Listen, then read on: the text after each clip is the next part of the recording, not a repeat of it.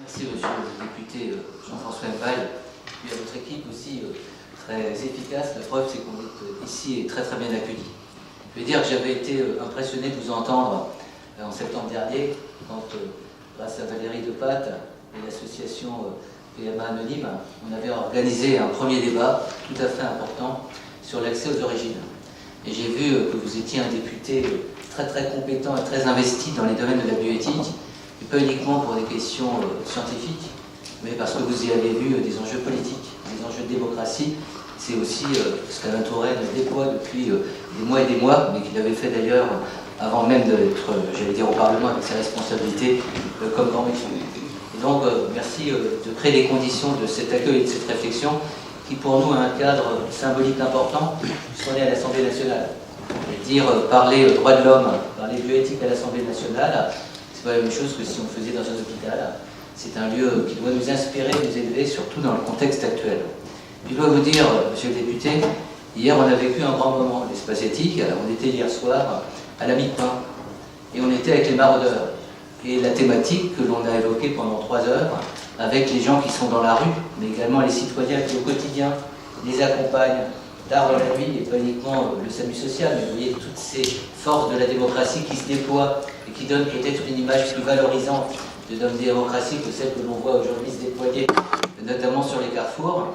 On a vu à quel point des personnes partagent les valeurs. Et on a entendu Madame Sophie, qui est une personne qui est dans la rue depuis 20 ans, qui a fait quasiment un inventaire de tout ce à quoi elle aspirait.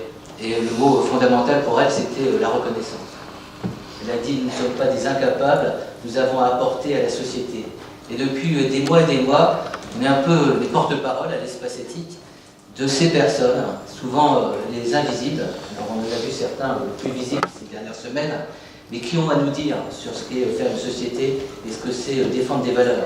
Et pour nous, c'est tout à fait important d'avoir souhaité marquer le 70e anniversaire de la Déclaration universelle des droits de l'homme. Alors vous avez évoqué Nuremberg en 1947. C'est vrai que pour nous, au niveau de la réflexion bioéthique, c'est l'inconditionnel. Et probablement que c'est ce qui nous inspire aujourd'hui. Et on peut dire aujourd'hui que les évolutions biomédicales, et on l'avait abordé de manière encore plus approfondie dans le précédent colloque à l'Assemblée nationale, interrogent à la fois ce que nous sommes en tant que personnes, ce à quoi nous aspirons, et nos responsabilités au regard des générations futures. Alors moi, je n'aurais pas la possibilité d'intervenir avec autant de finesse que vous l'avez fait pour ouvrir cette rencontre. Je dirais que, qu'est-ce qu'on a fait à l'espace éthique pour ce 70e anniversaire? On s'est mis, et je pense que toute l'équipe en a conscience, dans une situation de mobilisation. Le président de la République a dit qu'il faut nous mobiliser, et je pense qu'il faut nous mobiliser au niveau de valeur et d'engagement extrêmement profond. Donc on s'est dit, finalement, on va s'inscrire dans une perspective qui va déplacer ces quelques mois. On a commencé, c'était important, lundi dernier à l'HEGP, donc une situation qui nous concerne, j'allais dire, parce qu'on est aux limites, quelquefois, de la pensée, on est aux limites de la capacité d'intervenir, et on était très satisfait de cette réunion de fond sur des questions qui habitent aussi notre société, et qui peuvent aussi expliquer certains malaises.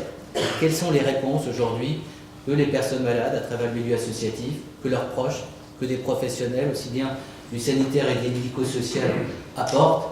On peut être fier comme de notre démocratie, même si on nous fait constamment la mise en cause des EHPAD, il se passe des choses tout à fait extraordinaires, comme on est l'espace national de réflexion éthique sur les maladies neurologiques dégénératives.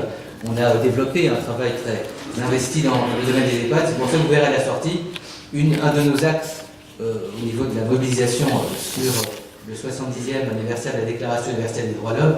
C'est une initiative qu'on déploie dans les EHPAD de France, une mobilisation avec un rappel de ce que sont ces valeurs constitutives de ce qu'est notre démocratie et qui sont défendues au quotidien.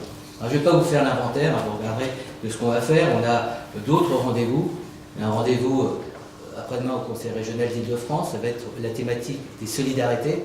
Bref, on a voulu décliner, mais pas d'une manière théorique, ça on sait le faire. Vous êtes un universitaire et on déploie au quotidien une formation universitaire.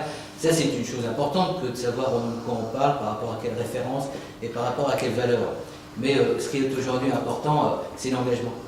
C'est l'inclusion. C'est pour ça qu'on vous avait dit, vous avez fait venir vos étudiants.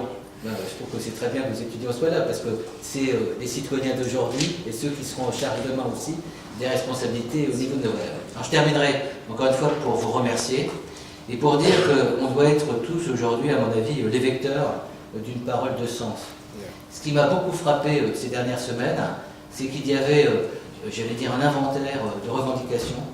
Je ne les conteste pas, je ne suis pas politique, donc je ne me mouille pas en prenant une position du point de vue de mon approche de l'éthique, mais souvent qui était assez peu argumentée et assez peu expressive du bien commun et des valeurs supérieures de la démocratie. Quand on voit ce qui s'est passé à Strasbourg, ce qui se passe aujourd'hui, des menaces qui ne sont pas que virtuelles, qui sont effectives, on dit que réfléchir à ce qu'est notre démocratie avec ses forces et ce qu'elle porte de très élevé est un enjeu probablement fondamental. Et c'est à vous les politiques, c'est pour ça qu'on est content d'être ici, c'est à vous les politiques et les autorités publiques de pouvoir relayer aussi à travers vos choix, à travers vos arbitrages, ce que les uns et les autres ressentent. On est vulnérable. Et dans ces situations de vulnérabilité, il nous faut des lignes fortes, il nous faut des repères importants. Je trouve que la Déclaration universelle des droits de l'homme, elle est tout à fait à cet égard essentielle, y compris dans le désir qu'on pourrait avoir de la prolonger. Et c'est une proposition que je ne ferai pas à Jean-Louis Touraine en tant que rapporteur, parce que je sais que chaque matin, chaque soir, il est en train de publier son rapport.